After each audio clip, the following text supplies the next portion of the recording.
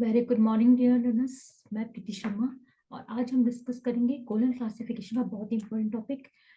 और इसमें हम डिस्कस करेंगे डिवाइसेस इन कोलन क्लासिफिकेशन, जो कि एक बहुत ही इंपॉर्टेंट टॉपिक है। और सबसे पहले यहाँ पे जान लेते हैं कि डिवाइसेस होती क्या हैं। तो जैसे कि devices in library classification as a component used for forming or sharpening a facet in an analytico synthetic classification scheme, यानी कि जैसे कि हम प्रीवियस लेक्चर में भी डिस्कस कर चुके हैं कि ये जो हमारी क्लासिफिकेशन है, कोलन क्लासिफिकेशन स्कीम है, वो एनालिटिको सिंथेटिको स्कीम है। यानी कि सबसे पहले हम किसी भी टाइटल को एक एनालिसिस करते हैं, फिर सिंथेसिस करते हैं, देन हम क्लास नंबर देते हैं। तो इस सारे प्रोसीजर में हमें जो भी हेल्प करती हैं, जो भी चीज़ें टूल हेल्प करते हैं, तो उन्हें ही हम डिवाइसेस कहते हैं। तो वो भी डिफरेंट टाइप्स की होती हैं, जैसे कि alphabetical device, geographical device, chronological device, subject device. यानी कि जो भी हमारे टाइटल आता है उसमें क्या क्या चीज़ें दी हैं, क्या क्या एलिमेंट्स दिए हैं, और उन एलिमेंट को उनके कैरेक्टरिस्टिक के मतलब आधार पे हम उसे सेग्रीगेट करते हैं और उन्हें नंबर देते हैं। तो वो जो प्रोसीजर होता है सेग्रीगेट का उनके कैरेक्टरिस्टिक के अकॉर्डिंग, उसमें जो हेल्प करती हैं वो डिवाइसेस होती हैं। जैसे कि ज्योग्राफिकल डिवाइस के द्वारा हमने किसी स्थान का नाम देते हैं, या अल्फाबेटिकल डिवाइस के द्वारा उसी पर्टिकुलर सेम कैरेक्टरिस्टिक वाले प्रोडक्ट्स को सेग्रीगेट करते हैं। तो वो हम आगे पढ़ेंगे।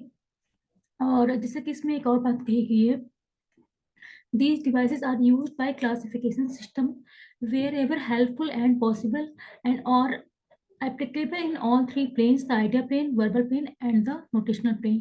जैसे कि आप सभी को पता होगा कि जो हमारी कोलम क्लासिफिकेशन स्कीम है वो थ्री प्लेन्स पर आधारित है। जैसे कि पहला है आइडिया प्लेन, दूसरा है वर्बल प्लेन और तीसरा है नोटेशनल प्लेन।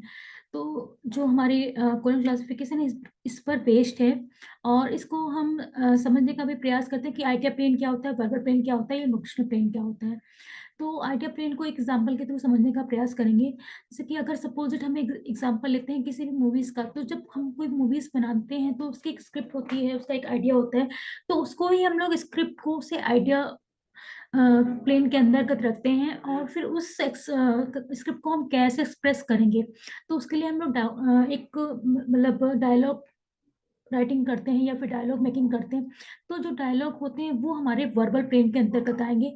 और बाद में आता है हमारा नोटेशनल प्लेन, जिसमें कि हम उन डायलॉग के थ्रू कैसे डायलॉग के थ्रू अपने स्क्रिप्ट को कैसे एक्सप्रेस कर सकते हैं।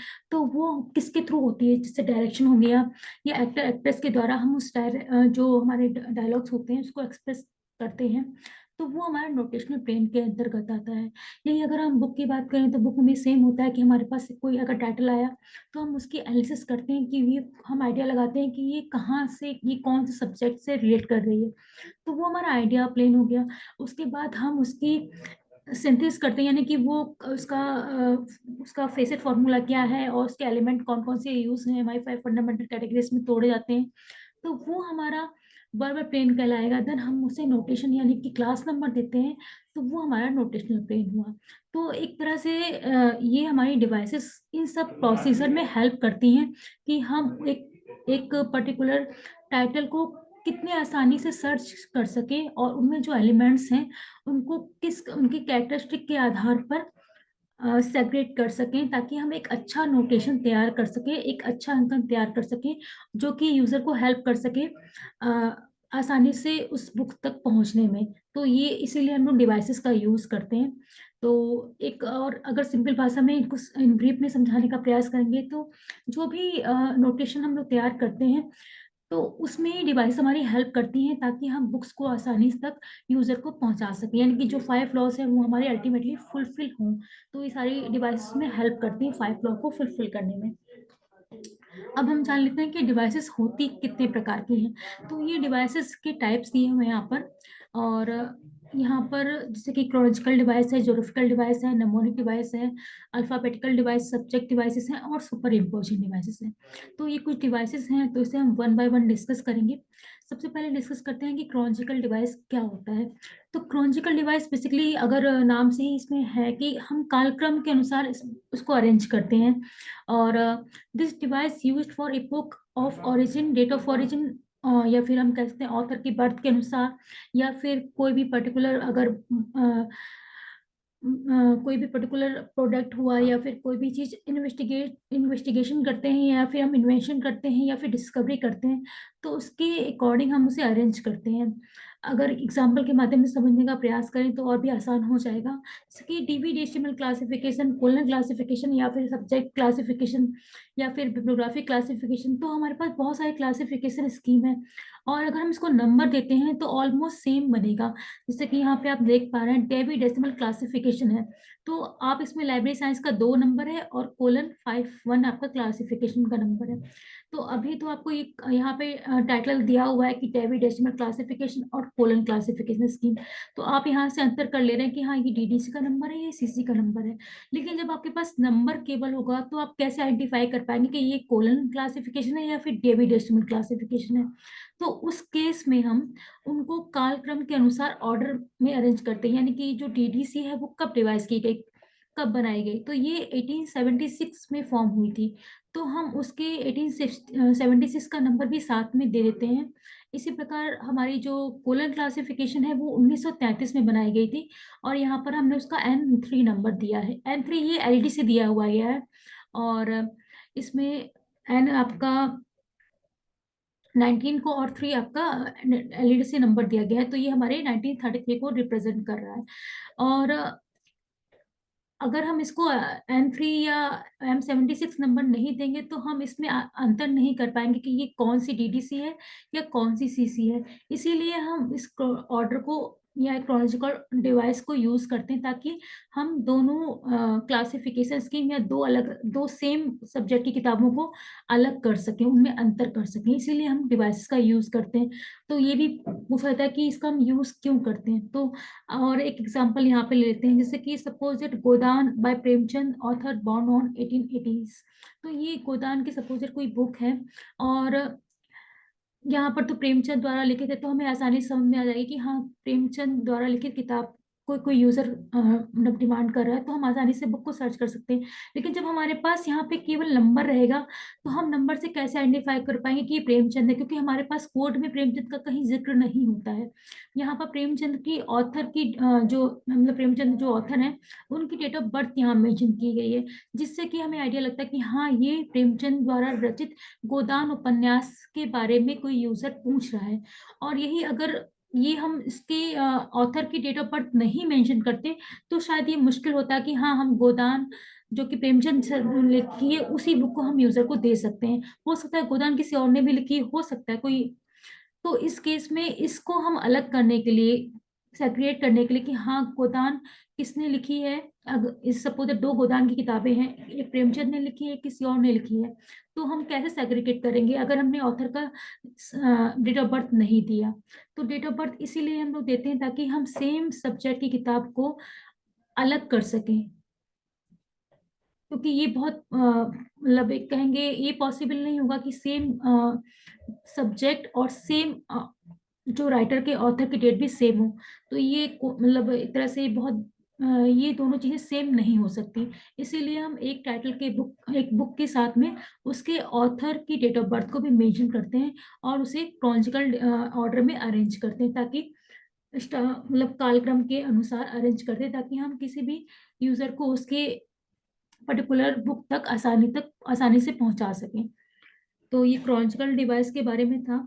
और अब हम बात करते हैं नेक्स्ट डिवाइस के बारे में, ज्योग्राफिकल डिवाइस।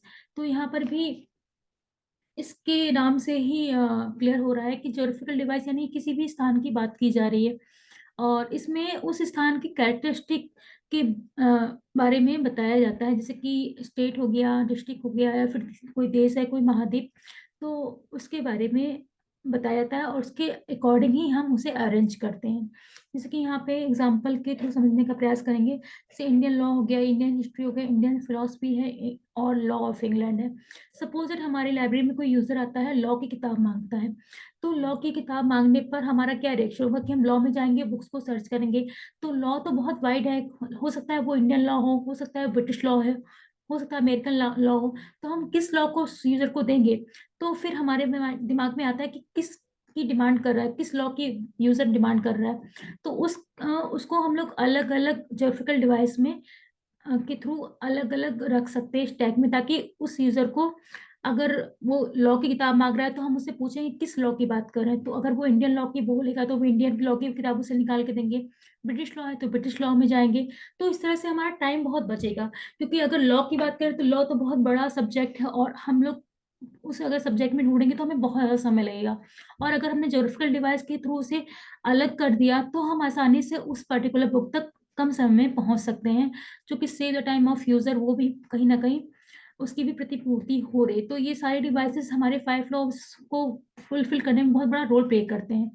तो इसमें से एक ज्योग्राफिकल डिवाइस बहुत बड़ा रोल प्ले करती है। तो इस तरह से हम बुक्स को आसानी से यूजर तक पहुंचा सकते हैं, और साथ ही साथ अगर यूजर भी सर्च करेगा तो भी आसानी से बुक तक पहुंच जाएगा। तो जो हमारे फर्स्ट एंड सेकंड और थर्ड लॉ है वो भी फुलफिल हो जाएंगे, जो कि every reader his her book, and third है आपका एवरी बुक इट्स रीडर। तो दोनों लॉ हमारे फुलफिल हो जाएंगे इस तरह से। इसी प्रकार से अगर बात करें हिस्ट्री की या फिलोसफी की, तो फिलोसफी भी बहुत बड़ा वाइड रेंज है, और हम अगर उसमें सर्च करेंगे फिलोसफी के नाम से तो बहुत सारे हम सब्जेक्ट में ढूंढना पड़ेगा। तो अगर हमारे पास इंडियन फिलोसफी है तो हम आसानी से उस बुक तक पहुंच सकते हैं। इसीलिए हम ज्योग्राफिकल डिवाइस का यूज करते हैं, ताकि उसे हम आसानी से हम बुक्स को आसानी से सर्च कर सकें और यूजर को with in a short time उस बुक्स को प्रोवाइड कर सकें। और ये सिंपल है कि हमने जो जेड है वो हमारे लॉ का है, और इंडिया का 4 नंबर दिया हुआ है। तो ये सिंपल प्रॉब्लम से आप इसे समझ सकते हैं। और अब हम डिस्कस कर लेते हैं अल्फाबेटिकल डिवाइस क्या होती हैं। तो अल्फाबेटिकल डिवाइसेस बेसिकली क्या होती हैं कि इसमें हम लोग किसी भी सेम प्रोडक्ट जो होते हैं उन, मतलब अगर सपोज दैट यहाँ पे बासमती राइस की बात की गई है, तो बासमती राइस प्लांट, तो यहाँ पे राइस प्लांट तो एक कॉमन चीज है, लेकिन यहाँ पे बासमती द्वारा हमने इसे एक प्रोडक्ट, एक ब्रांड का नाम दे दिया। तो अगर हम राइस प्लांट का केवल नंबर देते हैं तो वो सबके लिए सेम बनेगा J381। लेकिन अगर हमने बी नहीं लिखा तो हम कैसे आइडेंटिफाई कर पाएंगे ये बासमती की बात की जा रही है या काला नमक, क्योंकि चावल्स में भी तो बहुत वेराइटीज होती है ना, कि सेला नमक हो, सेला हो गया, काला नमक है हो गया, सोना चावल होता है, मसूरी चावल होता है। तो ये सारे जो मतलब वैरायटीज होते हैं चावल में, तो कैसे हम सेग्रेट कर पाएंगे कि हाँ ये बासमती की बात की जा रही है या फिर काला नमक की बात की जा रही है। तो इसको ही हम अलग करने के लिए ही हम लोग अल्फाबेटिकल डिवाइस का यूज करते हैं, और इसके हम फर्स्ट लेटर, सेकंड लेटर, या फिर हम फर्स्ट 3 लेटर्स का ही यूज करते हैं। मैक्सिमम फर्स्ट 3 लेटर्स का ही यूज करते हैं, उससे ज्यादा लेटर्स का यूज नहीं कर सकते। और और वो सारे लेटर्स हमारे पास कैप्स में होनी चाहिए। तो इस तरह से हम सेम प्रोडक्ट के डिफरेंट जो ब्रांड के नाम के द्वारा अल्फाबेटिकल डिवाइस लगा के उसको अलग कर सकते हैं।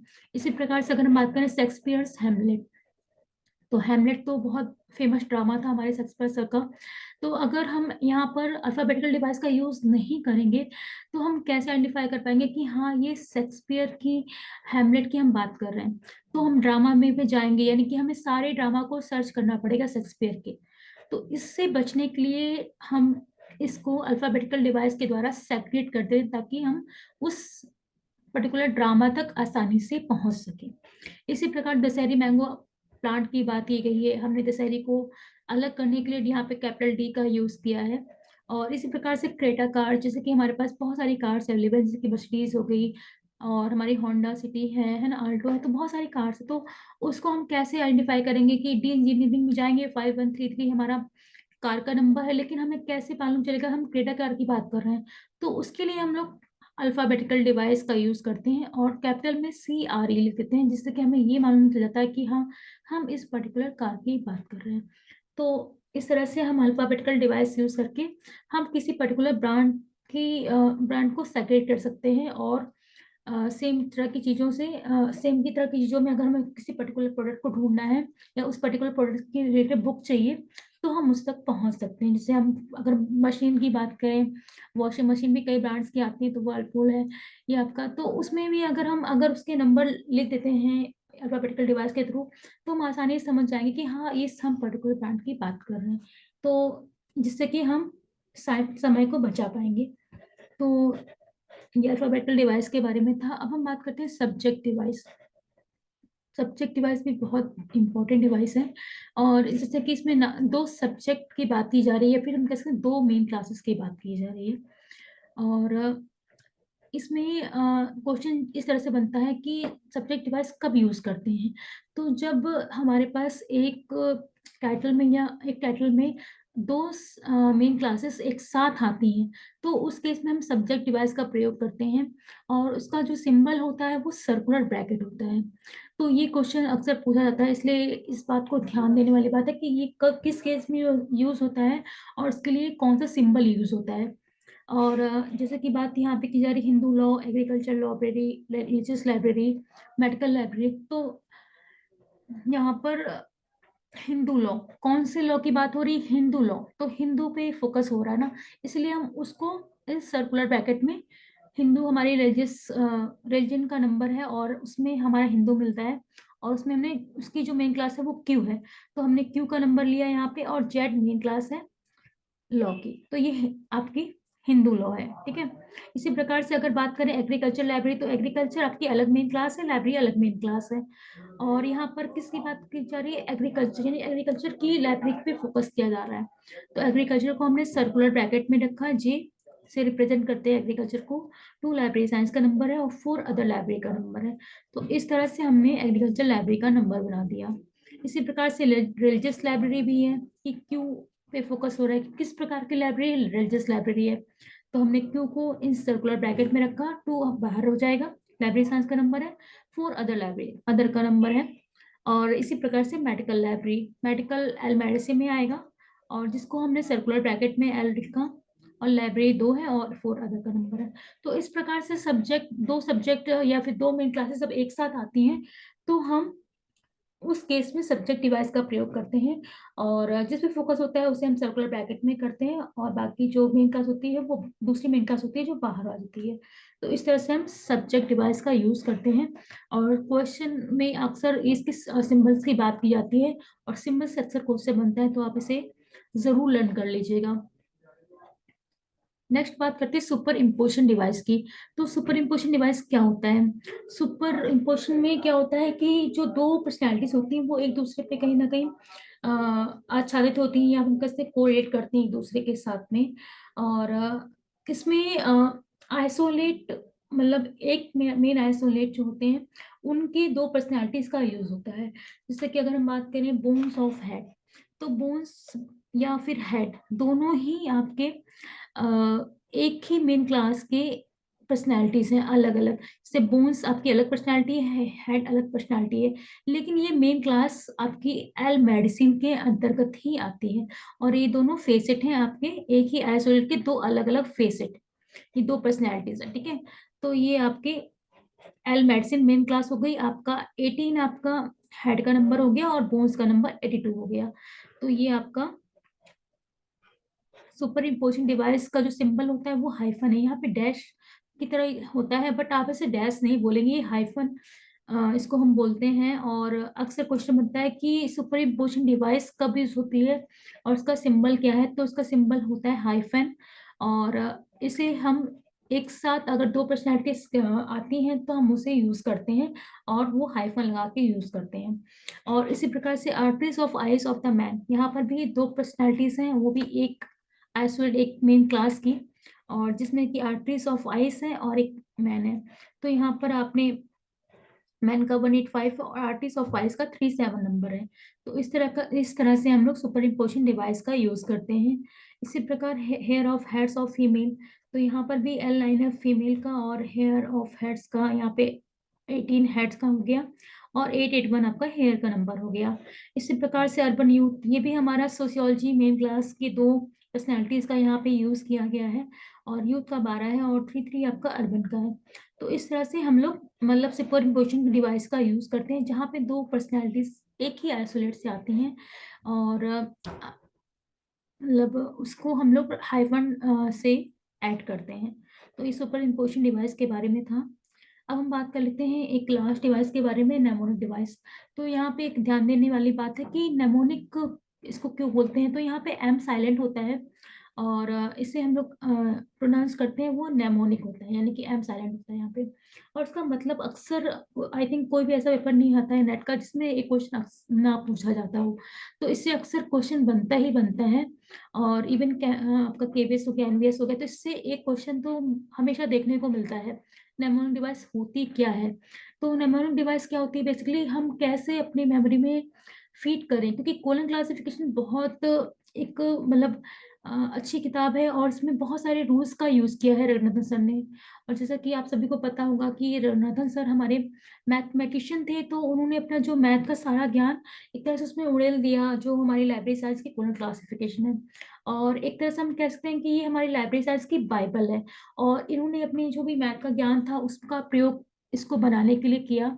और इसमें बहुत सारे प्रिंसिपल्स, डिवाइसेस, आपके फेज रिलेशन, बहुत सारी चीजें थी इसमें। तो हम किस तरह से याद करें, इसको भी इन्होंने एक तरीका बुक में ही बताया कि नेमोनिक डिवाइस के द्वारा हम चीजों को आसानी से अपने माइंड में फीड कर सकते हैं, मेमोरी में फीड कर सकते हैं, आसानी से याद कर सकें, करते हैं। तो इसी को ही रंगनाथ सर ने नेमोनिक डिवाइस कहा। और किस किस तरीकों से हम याद कर सकते हैं, कैसे हम कोरिलेट करके चीजों को याद कर सकते हैं, तो इसके बारे में ही इन डिवाइसेस में बताया गया है। और रंगनाथन सर ने इसे 8 मतलब टाइप में बताया, एक 8 डिजिट में डिस्क्राइब किया है, और 1 से लेके 8 तक। और इसमें जैसे कि अगर बात करें हम डिजिट 1, तो डिजिट 1 को उन्होंने गॉड, वर्ल्ड, यूनिटी और या वन डायमेंशन से जो चीजें होती हैं उनको हम उन्होंने डिजिट 1 से रिप्रेजेंट किया है। जैसे कि हम बात करें, गॉड भी एक होता है, वर्ल्ड भी एक है, यूनिटी से भी एकता की बात की जा रही है, और वन डायमेंशनल भी एक की बात की जा रही है। तो इस तरह से हम आसानी से याद कर सकते हैं कि डिजिट 1 है तो वन डायमेंशनल चीजें होंगी, गॉड है, वर्ल्ड है, यूनिटी। तो आसानी से हम कोरिलेट करके चीजों को याद कर सकते हैं। और इसी प्रकार से अगर हम बात करें 2 डिजिट की, तो 2 डायमेंशनल चीजें या फिर कोनिक या 2 डायमेंशनल चीजें, जो स्ट्रक्चर होते हैं 2 डायमेंशनल, वो सारे आपके डिजिट 2 के अंतर्गत आते हैं। इसी प्रकार से डिजिट 3 में 3 डायमेंशनल हो गया, या 4 में हीट, पैथोलॉजी, डिजीज, या फिर सिंथेसिस, इस तरह के नंबर्स होते हैं, जिससे कि हम एक कोरिलेशन के माध्यम से इन चीजों को याद कर सकते हैं। तो ये बहुत अच्छी मतलब एक डिवाइस है, जिससे कि हम कैसे इस बुक को, जो कुछ रूल्स हैं या कुछ नंबर्स हैं, कैसे याद कर सकते हैं, तो उनको याद करने में एक हेल्प मिलती है। और इसीलिए हम इसे बोलते हैं ऐड टू मेमोरी, यानी कि हम इसे आसानी से कैसे मेमोरी में फीड कर सकते हैं इनके रूल्स को या कुछ मतलब नंबर्स को। तो इसीलिए रघुनाथ सर ने इसे मेमोरी डिवाइस का नाम दिया। तो आई होप इसको आपको ये क्लियर हुआ होगा कि नेमोनिक डिवाइस क्या होता है। तो इसका मतलब मीन्स जरूर पूछा जाता है अक्सर लाइब्रेरी में, तो इसे आप अच्छे से याद कर लीजिएगा। और अब हम इसको कंक्लूड करते हैं कि आज हमने पढ़ा क्या। तो सबसे पहले हमने पढ़ा कि डिवाइस होती क्या है। बेसिकली जो डिवाइस होती है कि हम कोई भी सब्जेक्ट टाइटल देते हैं, कोई भी नोटेशन बनाते हैं, कोई भी क्लास नंबर बनाते हैं, तो उसमें किस किस एलिमेंट का यूज करके, हम किस किस डिवाइसेस का यूज करके हम उसको बनाते हैं। तो डिवाइस हमें एलिमेंट्स को सेग्रीगेट करने में एक हेल्प करती हैं।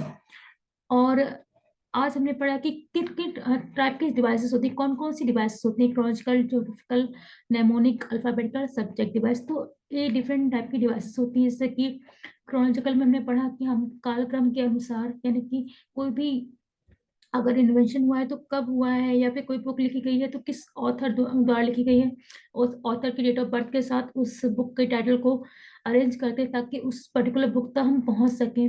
इसी प्रकार से नमोनिक डिवाइस हमें याद करने में सहायता प्रदान करते हैं, जैसे कि गॉड का 1 है, यूनिटी का 1 है, 2 डायमेंशन का 2 है, 3 डायमेंशन का 3 है। तो इस तरह से हम चीज़ों को आसानी से फीड मतलब कर सके अपने माइंड में कैसे, तो उसको बताया गया है नेमोनिक डिवाइस में।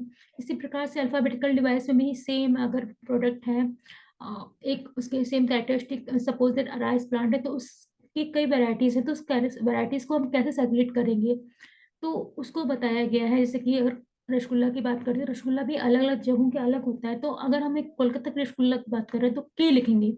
ये इसी को ही हम लोग अल्फाबेटिकल डिवाइस कहते हैं, कि उस पर्टिकुलर ब्रांड के नाम के फर्स्ट लेटर, सेकेंड लेटर या फर्स्ट 3 लेटर्स का ही प्रयोग करते हैं, वो भी कैप्स में होते हैं।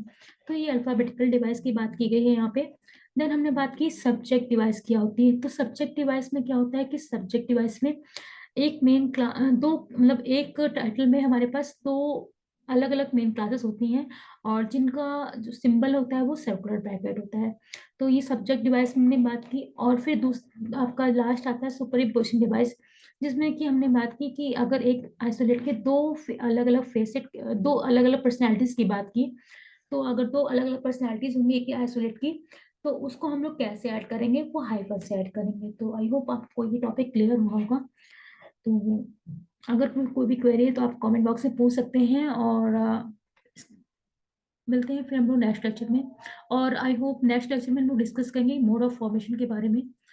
तब तक के लिए बहुत बहुत धन्यवाद। Thank you class.